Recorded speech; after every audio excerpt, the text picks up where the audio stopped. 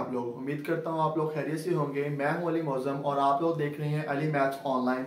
जैसा कि आप लोग जानते हैं व्यूअर्स कि मैंने आप लोगों के लिए स्टार्ट किया था फ्रैक्शनल कैलकुलस, जो कि हमारे पास बहुत ही इंपॉर्टेंट और बहुत ही वास्ट टॉपिक है। और इसके अलावा ये टॉपिक जो है वो बहुत ज़्यादा हेल्पफुल है जब आप लोग रिसर्च वर्क करते हैं। तो लास्ट प्रीवियस लेक्चर्स के अंदर हम लोगों ने बेसिकली स्टार्ट किया था फ्रैक्शनल डेरिवेटिव को। उस फ्रैक्शनल डेरिवेटिव से हम लोगों ने जो है वो कुछ ड्रॉबैक्स देखे थे कि हमारे पास डिफरेंट फार्मूला जो है उनके अंदर ड्रॉबैक्स क्या है। अब हम लोगों ने क्या किया था, फिर हम लोगों ने उसका रीमान लेवल इंटीग्रल जो था उसको हम लोगों ने जनरेट किया था। आज हम लोग उसी फार्मूला को क्या करेंगे, रीमान इंटीग्रल जो है उसको हम लोग यूज करेंगे। यूज करके हम लोग क्या करेंगे, डिफरेंट हमारे पास जो फंक्शंस हैं, लाइक हमारे पास कोई कांस्टेंट फंक्शन है या हमारे पास पॉलिनोमियल है या हमारे पास एक्सपोनेंशियल फंक्शन है, तो उसका हम लोग फ्रैक्शनल इंटीग्रल जो है वो किस तरह से फाइंड करते हैं। तो आप लेक्चर कंटिन्यू करते हैं। हमारे पास बेसिकली डेफिनेशन थी रीमान इंटीग्रल की, हमारे पास बेसिकली क्या थी, I of f of x 1 over gamma of alpha and where the integral is from a to x minus t alpha minus 1 f of t d of t where alpha is less than or equal to x। Basically हमारे पास ये जो definition है यहाँ पे जो आया था वो इंडिकेट कर रहा था बेसिकली हमारे पास किसको, इंटीग्रल को। और वो इंटीग्रल किस ऑर्डर का था, हमारे पास अल्फा ऑर्डर का, जिसमें हमारे पास a और x हमारे पास क्या है, बेस पॉइंट्स हैं। ये बेस पॉइंट्स बेसिकली क्या है, इन्हीं के ऊपर हमारा इंटीग्रल जो है उसको हम लोग करेंगे एवेलुएट करेंगे और हम लोग देखेंगे कि कौन से ऐसे बेस पॉइंट्स हैं जिनके ऊपर हमारा इंटीग्रल जो है वो एग्जिस्ट करता है। जब हम लोगों ने क्लासिकल कैलकुलस के अंदर हम लोगों ने स्टडी किया था तो वहां पे हमारे पास इस तरह कोई भी कॉन्सेप्ट नहीं था। हम लोग डायरेक्टली क्या करते थे, किसी भी फंक्शन को उठाते थे उसको क्या करते थे, इंटीग्रेट कर देते। लेकिन फ्रैक्शनल कैलकुलस के अंदर इस तरह का बिल्कुल भी कोई सीन नहीं होगा। हमारे पास ये जो हमारे बेस पॉइंट्स हैं ये बेसिकली यही सबसे ज्यादा डिपेंड करते हैं कि हमारे पास फंक्शन जो है वो कहाँ पे कन्वर्ज कर रहा है, इसकी कौन सी वैल्यू पुट करेंगे। तो हम लोग जो है वो किसी भी ट्रिग्नोमेट्रिक फंक्शन या कोई भी एक्सपोनेंशियल फंक्शन, कोई भी पॉलिनोमियल जो है उसका रिजल्ट जो है वो फाइंड आउट कर सकते हैं या नहीं कर सकते। और इसके बाद हमारे पास जो रीमान इंटीग्रल है इसकी बेसिकली दो तरह की टाइप्स होती हैं। हम लोग मींस हम लोग उसकी दो डेफिनेशन देते हैं। फर्स्ट हम लोग बोलते हैं अपर रीमान और दूसरे को बोलते हैं लोअर रीमान। इसी तरह से हम लोग जो है अपर रीमान और लोअर रीमान के अलावा हम इसको क्या नाम देते हैं, हमारे पास ये बैकवर्ड रीमान और फॉरवर्ड रीमान का नाम भी दिया जाता है इसको। ओके, इसके अंदर बेसिकली कंडीशन क्या होती है, कंडीशन सिर्फ इतनी है कि अगर आप लोगों के पास a जो है वो x से लेसर होगा तो आप इसमें लिमिट लेंगे a to x, और अगर हमारे पास x जो है वो लेस देन a हो जाएगा तो फिर हम लोग लिमिट क्या लेंगे इसकी x to a। तो वहां पे हमारे पास जो बेस पॉइंट्स होंगे वो भी क्या होंगे, हमारे पास चेंज हो जाएंगे। तो इसके अंदर जो हमारे पास गामा ऑफ अल्फा है उसकी डेफिनेशन मैंने पहले भी बताई थी। अगेन मैं इसको रिपीट कर रहा हूँ। गामा ऑफ अल्फा हमारे पास क्या है, इंटीग्रल हमारे पास 0 से infinity e minus t of alpha minus 1 to dt। और यहाँ हमारे पास गामा ऑफ अल्फा जो है उसकी कुछ प्रॉपर्टीज हैं जो हमारे पास हेल्पफुल होंगी जब हम क्वेश्चन करेंगे सॉल्व। तो गामा ऑफ अल्फा प्लस 1 जो है इक्वल होता है alpha into gamma of alpha, और इसी को हम लिख सकते हैं अल्फा फैक्टोरियल इक्वल लिख सकते हैं। इस तरह से स्पेसिफिकली अगर हम लोग गामा लेते हैं 1/2 का तो हमारे पास क्या होता है स्क्वायर रूट ऑफ पाई। उसके बाद हम लोग बात कर लेते हैं कुछ प्रॉपर्टीज हैं। प्रॉपर्टीज बेसिकली हमारे पास वही हैं जो हमारे पास क्लासिकल मैकेनिक्स के अंदर क्लासिकल कैलकुलस के अंदर जो हम लोग इंटीग्रल की प्रॉपर्टीज लेते थे। वो प्रॉपर्टीज क्या थी कि बेसिकली वो क्या होती है, लीनियर होती है। तो इसी तरह हमारे पास ये जो फ्रैक्शनल इंटीग्रल होगा ये भी क्या होगा, हमारे पास लीनियर होगा। मींस जब हम इसको अप्लाई करते हैं कांस्टेंट जो है वो कॉमन आ जाएगा और इंटीग्रल जो है वो फंक्शन के ऊपर अप्लाई होगा। प्लस का साइन होगा तो प्लस, माइनस होगा तो माइनस, c2 जो है वो आप लोगों के पास वैसे ही आ जाएगा और इंटीग्रल आप लोगों को अप्लाई हो जाएगा g के ऊपर। और इसके अलावा इसकी सेकंड प्रॉपर्टी जो कि हमारे लिए बहुत ही हेल्पफुल है बेसिकली, तो यहां से हम लोग देखेंगे हमारे पास कोई भी फंक्शन को हम लोग इंटीग्रल लेते हैं बीटा ऑर्डर का, और फिर जो उसका रिजल्ट आता है उसको हम लोग इंटीग्रल लेते हैं अल्फा ऑर्डर का। तो हम लोग चाहे बजाय इसके कि हम लोग इसका अलग ऑर्डर लें या इसका अलग इंटीग्रल फाइंड करें, इससे बेटर ये है कि आप लोग कह सकते हैं इसको अल्फा प्लस बीटा ऑर्डर से भी फाइंड कर सकते हैं। मींस हमारे पास जो ऑर्डर्स है उसको आप सम अप करके उसका इंटीग्रल फाइंड कर सकते हैं। तो इसकी जो बेसिकली इसका बेनिफिट क्या होता है, ये जो प्रॉपर्टी इसका बेनिफिट हमें क्या होगा, इसका बेनिफिट हमें ये होता है लाइक आपने किसी भी फंक्शन का इंटीग्रल फाइंड करना है जी 2.5 ऑर्डर का। अगर आपने 2.5 ऑर्डर का इंटीग्रल फाइंड करना है तो हम इसको कर सकते हैं, हम इसको सेपरेट कर सकते हैं 2 + 0.5 में। अगर हम इसको 2 + 0.5 में लेते हैं मतलब अल्फा हमारे पास हो जाएगा 2 और बीटा हमारे पास हो जाएगा 0.5। तो इसको आप रिवर्स कंडीशन में लिखेंगे इस तरह से, तो आप इसको लिख सकते हैं ये हमारे पास इंटीग्रल है ऑर्डर ऑफ 2 का और इंटीग्रल है 0.5 का। तो बेसिकली यहां से हम लोग क्या लर्न करेंगे, यहां से हम लोग लर्निंग जो हमारे पास क्या होगी, हमारी लर्निंग ये होगी बेटा कि ये जो इंटीग्रल हमारा ऑर्डर ऑफ 2 का ये हमारे पास क्या है, ऑर्डिनरी ऑर्डर है। तो इस ऑर्डिनरी ऑर्डर को तो हम लोग जो पहले हम लोग रूल्स जो है वो ड्रॉ किए हुए हैं क्लासिकल कैलकुलस के, उसी से हम लोग फाइंड आउट कर लेंगे। तो हमें बेसिकली क्या करना पड़ेगा, ये जो पॉइंट के अंदर हमारे पास इंटीग्रल आ जाता है जो कि हमारे पास आर्बिट्रेरी ऑर्डर का होगा, लाइक हमारे पास रियल नंबर आ जाता है या हमारे पास कॉम्प्लेक्स नंबर आयोटा आ जाता है या पाइथ ऑर्डर का आप लोगों ने जो है वो इंटीग्रल जो है फाइंड करना है, तो उसको हम लोग यहाँ से फाइंड करेंगे। तो हमें सिर्फ ये 0.5 का ऑर्डर का जो है इंटीग्रल फाइंड करना पड़ेगा और ये हम लोग क्लासिकल कैलकुलस से उसी से फाइंड कर लेंगे। तो इसका फायदा क्या होगा, इसका फायदा ये होगा कि हम लोग अल्फा को क्या करेंगे, बाउंड कर देंगे 0 और 1 के दरमियान। 0 और 1 के दरमियान जब की वैल्यू आएगी तो उसके ऊपर आप लोग रीमान इंटीग्रल जो है उसकी डेफिनेशन को अप्लाई करेंगे और हमारे पास जो ऑर्डनरी ऑर्डर आ जाए किसी भी इंटीग्रल का उसको हम लोग क्लासिकल कैलकुलस के थ्रू ही फाइंड आउट कर लेंगे। ओके, देन अगर हम लोग फाइंड करते हैं कि हमारे पास अगर कोई कांस्टेंट फंक्शन हो, c हमारे पास क्या है कांस्टेंट फंक्शन, और हम लोग फाइंड करना चाहते हैं इसका फ्रैक्शनल इंटीग्रल। तो फ्रैक्शनल इंटीग्रल के लिए मैं डेफिनेशन यूज करूंगा रीमान इंटीग्रल की। तो रीमान इंटीग्रल बेसिकली हमारे पास क्या है, सेम है, सारी की सारी डेफिनेशन यही आ जाएगी। और ये जो f ऑफ t है हमारे पास, ये फंक्शन हमारे पास क्या जाएगा यहाँ पे c, तो ये मैंने c के लिए पुट कर दिया। उसके बाद हमारे पास बेसिकली क्या है, c हमारे पास क्या है, कांस्टेंट टर्म है। तो गाइस कांस्टेंट टर्म में ये हमारे पास क्या जाएगी, c over gamma of alpha a into x x minus t alpha minus 1 d of t। Okay, तो इसको आप लोग इंटीग्रेट करेंगे। जब आप इसको इंटीग्रेट करेंगे, x हमारे पास जो है यहाँ पे क्या रहा है, एज अ कांस्टेंट बिहेव कर रहा है, क्योंकि हम लोग इंटीग्रेट किसकी रिस्पेक्ट कर रहे हैं, t की रिस्पेक्ट इंटीग्रेट कर रहे हैं। तो यह जाएगा x minus T alpha minus 1 है, आप इसके ऊपर पावर रूल अप्लाई करेंगे इंटीग्रेशन का, तो ये क्या जाएगा अल्फा ओवर में क्या जाएगा माइनस अल्फा। ये माइनस अल्फा क्यों आया है, ये माइनस अल्फा बेसिकली क्यों आया जी, क्योंकि हमारे पास यहाँ पे क्या आ रहा है जी माइनस टी है। क्या जी हमारे पास है माइनस टी, ये जो नेगेटिव टी है इसका डेरिवेटिव जो इसको आप डिवाइड करेंगे तो यहाँ पे माइनस 1 आ जाएगा। ओके, उसके बाद हमारे पास लिमिट क्या है जी, लोअर लिमिट हमारे पास है टी अप्रोचेस टू a और अपर लिमिट हमारे पास क्या है टी अप्रोचेस टू x। इसके ऊपर हम लिमिट अप्लाई करेंगे, अपर लिमिट अप्लाई करेंगे तो x माइनस x करेंगे तो वो क्या हो जाएगा 0 माइनस आ जाएगा। लोअर लिमिट अप्लाई करेंगे t is equal to 1 put करेंगे तो वो क्या जाएगा x minus a into alpha over minus alpha. ये नेगेटिव साइन और नेगेटिव साइन हमारे पास क्या हो जाएंगे कैंसिल, तो रिजल्ट हमारे पास क्या आ जाएगा c into x minus a rays power alpha, alpha जो है मल्टीप्लाई गामा ऑफ अल्फा, तो हमारे पास क्या जाएगा alpha into gamma of alpha. ये हमारे पास जो रिजल्ट है बेसिकली ये हमारे पास क्या जी कांस्टेंट का फ्रैक्शनल इंटीग्रल है। अब हम लोग देखते हैं कि ये एग्जिस्ट कहां पे करता है। बेसिकली ये चूंकि लीनियर टर्म है तो आप एक जो भी वैल्यू पुट करेंगे मींस जो भी बेस पॉइंट पुट करेंगे उसके ऊपर ये एग्जिस्ट करेगा। हम इसको चेक करते हैं a इज इक्वल टू 0 पे। जब आप a को 0 पुट करेंगे तो आप लोगों के पास ये इंटीग्रल क्या वो क्या हो जाएगा, इंटीग्रल हो जाएगा इसका बेस पॉइंट स्टार्ट करेंगे हम लोग 0 से 0 टू x अल्फा c, और ये c आ जाएगा x टू पावर अल्फा, क्योंकि a हमारे पास क्या हो जाएगा 0 alpha into of gamma of alpha. तो ये हमारे पास क्या आ जाएगा जी कांस्टेंट का फ्रैक्शनल इंटीग्रल आ जाएगा।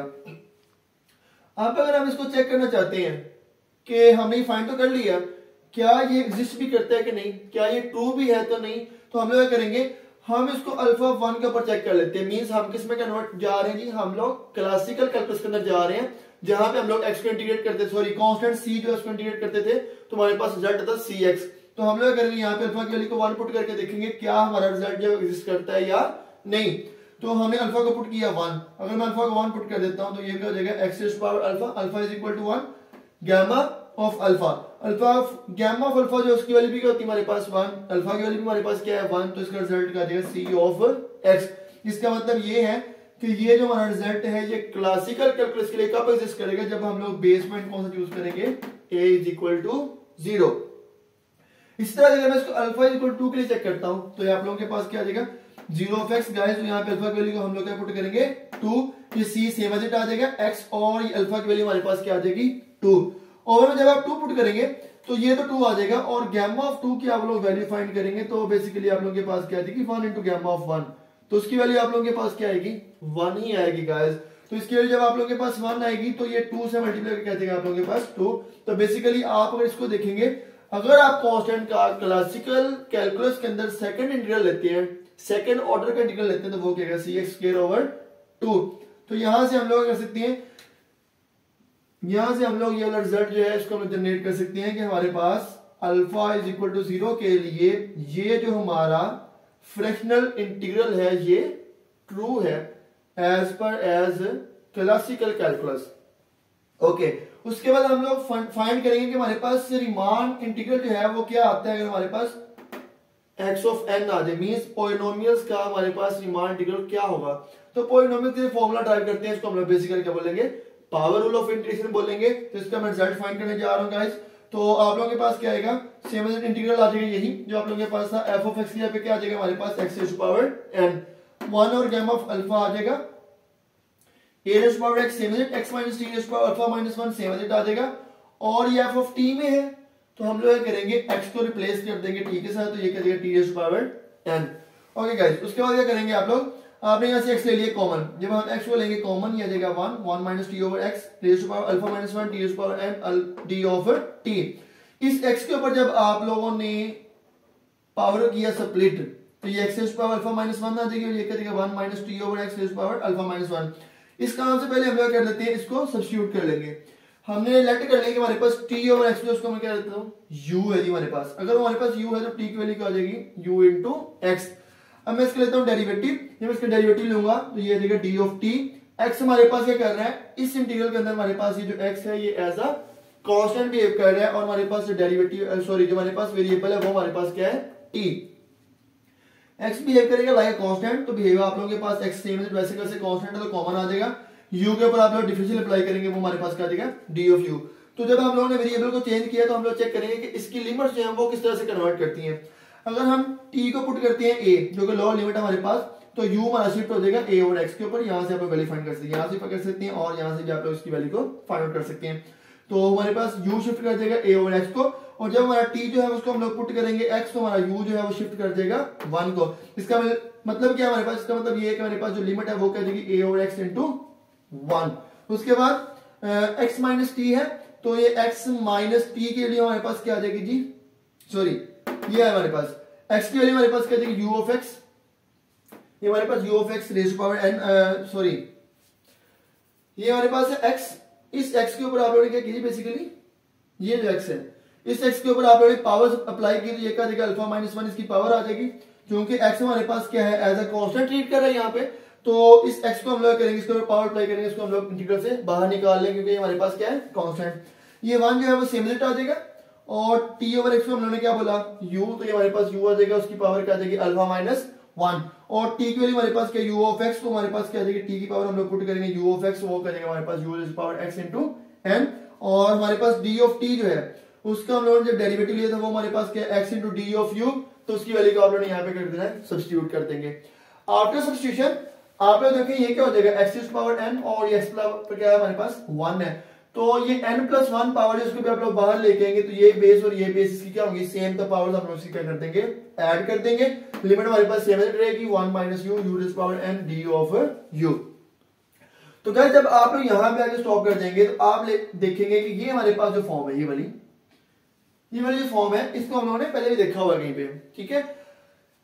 ये हमारे पास क्या होती है बेसिकली, ये हमारे पास बीटा फंक्शन जो है उसका इंटीग्रल बनता है अगर हमारे पास किसी तरह से ये जो इसकी लोअर लिमिट है ये हमारे पास क्या हो जाए 0 हो जाए। तो इसकी लोअर लिमिट को 0 करने के लिए हम लोग करेंगे पुट कर देंगे a इज इक्वल टू 0। जैसे ही आप इस इंटीग्रल के अंदर a की वैल्यू को 0 पुट करेंगे तो ये आप लोगों के पास क्या हो जाएगा 0 और सिंपल सारी की सारी वैल्यूज आ जाएंगी। मैंने क्या किया, मैंने n के साथ +1 और -1 कर दिया। +1 और -1 करने के बाद आप लोग देख सकते हैं हमारे पास क्या हो जाएगा n + 1 -1।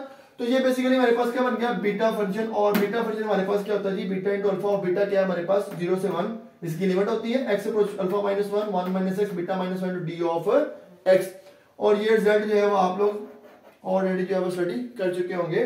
तो इसके रिजल्ट को हम लोगों ने अप्लाई किया इसके ऊपर, तो यहाँ पे हमारे पास जो अल्फा की वैल्यू है बेसिकली इस क्वेश्चन में हमारे पास क्या है वो n+1। तो यहाँ से हमारे पास ये क्या देगा बीटा ऑफ n+1, और बीटा ये हमारे पास क्या है यहाँ पे बीटा ये हमारे पास क्या है यहाँ पे अल्फा है, तो ये हमारे पास क्या आ जाएगा अल्फा। उसके बाद आप लोगों के पास बीटा जो है बीटा और गैमा का जो रिलेशन है ये बड़ा ही इंपॉर्टेंट रिलेशनशिप है, ठीक है। बहुत ज्यादा यूज होता है हमारे तमाम कोर्सेज जितने भी हम लोग स्पेशल फंक्शन जो उसको यूज करते हैं वहां पे ये फंक्शन जो है वो ये रिलेशन जो है बहुत ज्यादा यूज होता है। तो बड़ा फेमिलियर रिलेशन है कि अगर आप लोगों के पास बीटा अल्फा बीटा है तो हम उसको लिखते हैं gamma alpha gamma beta over gamma alpha plus beta. तो यही रिलेशन जो हम लोग इसके ऊपर अप्लाई करेंगे, ये क्या आ जाएगा हमारे पास gamma of n+1 gamma of alpha और gamma of n plus alpha plus 1। तो ये हमारे पास गैमा ऑफ अल्फा और गैमा ऑफ अल्फा क्या हो जाएंगे हमारे पास कैंसिल हो जाएंगे। जब आप इसको करें कैंसिल तो हमारे पास क्या जाएगा x raise to power n+1 gamma of n+1 over n plus alpha plus 1। तो ये बेसिकली क्या आ गया जी हमारे पास ये हमारे पास क्या आ जाएगा, ये हमारे पास फ्रैक्शनल इंटीग्रल आ जाएगा for x raise to power n। तो हम लोग इसको क्या बोलेंगे, जैसा पावर रूल। ये हमारे पास क्या आ गया जी, इसका पावर रूल आ गया जी। ओके, अब हम लोग इसकी एग्जिस्टेंस को चेक करते हैं कि पावर रूल जो इसको एग्जिस्ट करवाते हैं हम लोग, या हम लोगों ने फाइंड करना है कि हमारे पास x है तो हम उसका हाफ ऑर्डर इंटीग्रल जो है वो फाइंड करना चाहते हैं। हमारे पास x जो है वो उसकी पावर 1/2 है, तो उसका हम लोग हाफ इंटीग्रल जो है फाइंड करना चाहते हैं। तो हम लोग किस तरह से फाइंड करेंगे, लाइक आप लोग हाफ इंटीग्रल फाइंड करना चाह रहे हैं जी x का।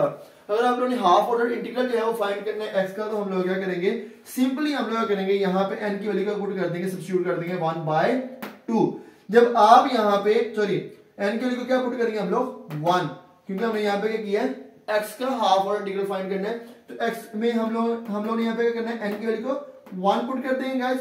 तो ये हमारे पास 1 + 1 का हो जाएगा x रेज़ टू पावर 2, और यहाँ पे n की वैल्यू को 1 पुट करेंगे तो हमारे पास क्या हो जाएगा 2। और यहाँ पे जब आप लोग वैल्यू को सब्स्टिट्यूट करेंगे तो आप लोग देखेंगे यहाँ पे पावर क्या है, हमारे पास x की पावर है 1, तो n हमारे पास क्या आ जाएगा 1। अल्फा हमारे पास क्या जी, अल्फा हमारे पास है 1/2, क्योंकि हम लोग हाफ ऑर्डर इंटीग्रल फाइंड करने वाले हैं। तो ये हमारे पास 1/2 आ जाएगा, और ये वाला +1 वैसे ही। सो 1 + 1 + 1/2 करेंगे तो आप लोगों के पास क्या आ जाएगा, गामा 5/2। तो इसके ऊपर आप लोगों ने क्या करना है जी, आप लोगों ने इसके ऊपर गामा की वाली प्रॉपर्टी जिसको अप्लाई करना है ये, ठीक है जी। इस प्रॉपर्टी को हम लोग करेंगे इसके ऊपर अप्लाई। तो ये गामा 5/2 जिसको आप लिख सकते हैं 3/2 + 1 है, तो ये क्या आ जाएगा आप लोगों के पास 3/2 इंटू गामा 3/2। तो गामा 3/2 को आप अगेन लिख सकते हैं, वो क्या हमारे पास 1/2 + 1 है। तो ये हमारे पास क्या आ जाएगा जी 3/2 1/2 एंड गामा 1/2।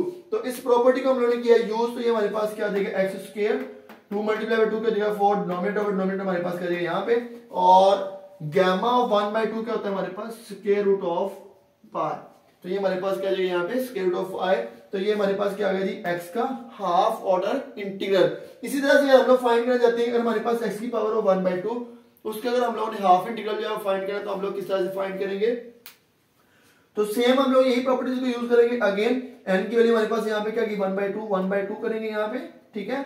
और अगेन n की वैल्यू को 1/2 पुट करेंगे, ठीक है जी। और उसके बाद हमारे पास ये गामा ऑफ n + 1 के लिए क्या करेंगे हम लोग 1/2 पुट करेंगे। तो यहाँ पर जो वैल्यू आएगी बेसिकली यहाँ पे ये हमारे पास आ जाएगी 1/2 + 1, 1/2 + 1 आ जाएगा। गामा ऑफ n की वैल्यू पुट करेंगे 1/2 + 1, ओवर में क्या आ जाएगा हमारे पास n की वैल्यू हमारे पास 1/2, अल्फा की वैल्यू हमारे पास क्या है 1/2, और ये हमारे पास पड़ा हुआ है वैसे ही 1। तो ये क्या जाएगा गामा ऑफ 2। तो इसको आप सिंपलीफाई करेंगे, ये क्या हो जाएगा जी x पावर 3/2, 1/2 + 1 करेंगे वो क्या हो जाएगा 3/2, और ये हमारे पास गामा 1/2 + 1। अगेन हमारे पास ये प्रॉपर्टी अप्लाई होगी, 1/2 वैसे ही आ जाएगा पहले ही, और 1/2 का जब आप लोग गामा अप्लाई करेंगे इस प्रॉपर्टी के थ्रू, तो ये आप लोगों के पास क्या जाएगा √π। तो ये आप लोगों के पास क्या जाएगा जिसका रिजल्ट। तो अब हम लोग देखते हैं कि हमारे पास अगर फंक्शन जो है वो एक्सपोनेंशियल फंक्शन हो, अगर हमारे पास गिवन फंक्शन क्या है एक्सपोनेंशियल फंक्शन है, तो हम लोग उसका रीमान इंटीग्रल जो है वो किस तरह से फाइंड करते हैं। लाइक गाइस मैंने फंक्शन ले लिया e⁻k(x), तो हम लोग करेंगे इस e⁻k(x) को क्या करेंगे यहाँ पे प्लग कर देंगे इसी डेफिनेशन के अंदर, f(x) पे हम लोग उसको प्लग करेंगे। तो यहाँ पे f(t) है, तो हम लोग करेंगे यहाँ पे जी k के साथ यहाँ पे क्या आ जाएगा t आ जाएगा, सॉरी यहाँ पे उसको प्लेस कर दिया, आप लोगों के पास क्या है जी t है। ओके, आफ्टर दैट आप लोगों ने क्या किया जी, हमें पुट कर लेते हैं जी हमारे पास x - t जो है वो हमारे पास क्या है u। अगर ये हमारे पास u है तो यहाँ से t की वैल्यू को फाइंड करेंगे, हमारे पास क्या है x - u। अच्छा, इसके बाद आप लिया इसका डेरिवेटिव, x का डेरिवेटिव, क्योंकि x हमारे पास क्या है एज अ कांस्टेंट ट्रीट कर रहा है, तो x का डेरिवेटिव क्या हो जाएगा 0, और ये आएगा -d of t, -d is equal d of u। तो माइनस को मैंने क्या कर दिया शिफ्ट कर दिया, तो ये हमारे पास क्या d2 is equal to -du। अब हमने वेरिएबल को जब हमने चेंज किया तो हम लोग देखेंगे कि इसकी जो लिमिट्स है उसके अंदर कौन सी वेरिएशंस आई हैं। जब आप t को अप्रोच करवाएंगे अप्रोचेस टू a, जो कि हमारे पास लोअर लिमिट है, तो यहाँ पे t को अप्रोच करेंगे a पे, तो u हमारे पास क्या आ जाएगा जी बेसिकली u आ जाएगा x - a के इक्वल। इस तरह जब आप लोग t को अप्रोच करवाएंगे x, तो u आप लोगों के पास क्या हो जाएगा 0। ओके गाइस, होना तो ये चाहिए था कि मैं अपर लिमिट जो है उसको मैं पुट करता 0 और लोअर लिमिट को मैं पुट करता x - a, बट क्या हुआ जब मैंने ये वैल्यू को सब्स्टिट्यूट किया इसके अंदर, तो हमारे पास dt जो था वो हमारे पास क्या था -du। तो जब हम लोग लिमिट्स जो है जब हमने लिमिट जो है वो मैंने क्या कर दिया, इसको शिफ्ट कर दिया। अपर लिमिट जो हमारे पास क्या बन गई, लोअर लिमिट, और लोअर लिमिट हमारे पास क्या बन जाएगी, अपर लिमिट, जो कि बेसिकली हमारे पास क्या है, डेफिनेट इंटीग्रल जो है उसकी प्रॉपर्टी, उसको मैंने अप्लाई की है। तो ये हमारे पास क्या है, 0 to x माइनस a, और नेगेटिव साइन जो हमारे पास क्या हो जाएगा, यहां से एलिमिनेट हो जाएगा। ओके, x माइनस टी हमारे पास क्या है जी, u, तो ये आ जाएगा u rays power alpha minus 1 e raise power k, और t की वैल्यू हमारे पास क्या आ जाएगी, x माइनस u। जब आप इसको मल्टीप्लाई करेंगे ये आ जाएगा k of x minus k of u। ये जो e raise power k of x है स्टूडेंट्स, ये k ऑफ x, ये x जो हमारे पास ये क्या है, एज अ कांस्टेंट ट्रीट करें यहाँ पे, तो इसको हम लोग कॉमन ले लेंगे, ये बाहर आ जाएगा, u of alpha minus 1 e raise power minus k u into d of u आ जाएगा हमारे पास। अगेन हम लोगों ने क्या किया जी, अगेन हमने सब्स्टिट्यूट किया k ऑफ u को y, तो यहां से हमारे पास इंटीग्रल अप्लाई करेंगे, तो ये k हमारे पास क्या हो जाएगा जी, du, ये k कांस्टेंट था, इधर आके क्या होगा, divide which is equal to d of y। तो अब हम लिमिट्स को चेक करते हैं, अगर हमारा u जो अप्रोच करे 0 को, तो y भी किसको अप्रोच करेगा, 0 को, और अगर u अप्रोच करे x माइनस a को, तो जब आप वैल्यू यहां पे पुट करेंगे u approaches to x minus a, तो y किसको अप्रोच करेगा, k into x minus u को। लिमिट्स को हमने अप्लाई किया, e रेज़ पावर माइनस 5 बन गया, और हमारे पास ये वैल्यू जो है हमारे पास क्या आ जाएगी, y over k into alpha minus 1, ये हमारे पास y आ गया, u की वैल्यू हमने पुट कर ली, ये वाली जो हमारे पास है y ओवर k, इस वैल्यू को हमने किया यहाँ पे सब्स्टिट्यूट, तो आप लोगों के पास करिएगा y over k into alpha minus 1, और ये जो 1 ओवर k है इसको आप लोगों ने क्या कर लिया जी, कॉमन ले आए, क्योंकि हमारे पास इंटीग्रल है, इंटीग्रल के अंदर कांस्टेंट जो उसको आप लोग कर लेंगे, कॉमन ले लेंगे। उसके बाद ये y के ऊपर हमने पावर जो उसको स्प्लिट किया, अल्फा माइनस 1 आ गया, k rays power alpha minus 1 आ गया, जो k rays power alpha minus 1 था उसको आप लोग फिर बाहर लेके यहाँ पे k पड़ा हुआ था, पावर को हमने किया ऐड, ये आप लोगों के पास है k ऑफ अल्फा। जब आप इस इंटीग्रल को देखेंगे तो ये इंटीग्रल जो है बेसिकली हमारे पास क्या है, ये सेम फॉर्मेशन बनती है, ये वाली। डिफरेंस क्या है जिसके अंदर, डिफरेंस ये है कि यहाँ पे जो लिमिट है वो इनफिनिटी है, और यहाँ पे जो लिमिट है हमारे पास क्या है, x माइनस a। तो बेसिकली हम लोग करेंगे, अब हम अपना बेस पॉइंट उसको चूज करेंगे, तो हम अब यहाँ पे अपना बेस पॉइंट क्या चूज करेंगे, हम यहाँ पे a को चूज कर लेंगे, हमारे पास क्या है, माइनस इन्फिनिटी। जब हम इसको माइनस इन्फिनिटी एग्जिस्ट करवाएंगे, अप्रोच करेंगे, मींस हम इसको क्या करेंगे, पुट करेंगे कि हमारे पास बेस पॉइंट जो है वो हमारे पास क्या है, माइनस इन्फिनिटी, तो हमारा इंटीग्रल आ जाएगा minus infinity to x order of alpha e raise power k of x। ये e raise power k of x वैसे का वैसे ही आ जाएगा, k रेज़ पावर अल्फा भी वैसे आ जाएगा, गामा ऑफ अल्फा भी वैसे आ जाएगा। जैसे क्या होगा, इसकी लिमिट चेंज हो जाएगी, जैसे ही आप लिमिट चेंज करेंगे, ये हमारे पास क्या बन गया जी, फंक्शन बन गया किसका, गामा ऑफ अल्फा का, एज पर डेफिनेशन, जो डेफिनेशन हम लोगों ने स्टार्टिंग में हम लोगों ने कोड की थी, ठीक है। तो ये हमारे पास है गामा ऑफ अल्फा, ये गामा ऑफ अल्फा और गामा ऑफ अल्फा हो जाएंगे कैंसिल, तो आप लोगों के पास इंटीग्रल आ जाएगा एक्सपोनेंशियल फंक्शन का e raise power k of x over k of alpha. तो अब हम इसको चेक करते हैं, क्या ये हमारा जो रिजल्ट आया है ये एग्जिस्ट करता है या नहीं करता क्लासिकल कैलकुलस के लिए। तो इसके लिए मैंने क्या किया, फर्स्ट ऑर्डर का इंटीग्रल फाइंड किया। अगर मैं फर्स्ट ऑर्डर का इंटीग्रल इसके लिए फाइंड करता हूं, तो मैंने अल्फा के लिए क्या कर दिया, पुट कर दिया 1। जब मैं अल्फा के लिए 1 पुट किया, e raise power k of x same वैसे का वैसे ही आ गया, यहाँ पे e raise power k of x तो वैसे ही आएगा, तो क्या करेंगे, k की पावर में अल्फा है, अल्फा के लिए क्या करेंगे 1 पुट करेंगे, हमारे पास है e raise power k of x over k which is the integral of k of x in the classical calculus। It means कि हमारे पास जितनी भी हमने प्रीवियस वर्किंग की थी उसके अंदर कुछ ना कुछ ड्रॉबैक्स थे, कुछ लिमिटेशंस थी और कुछ हर्डल्स थी, लेकिन हमारे पास जो रीमान फ्रैक्शनल इंटीग्रल है ये हमारे पास क्या है, हेल्पफुल है। अगर हमारे पास कोई भी फंक्शन जो है वो प्रोवाइडेड है, तो नेक्स्ट हम लोग देखेंगे हमारे पास अगर ट्रिग्नोमेट्रिक फंक्शंस हो तो उनके इंटीग्रल जो है हम लोग किस तरह से फाइंड कर सकते हैं। तब तक के लिए अल्लाह हाफिज।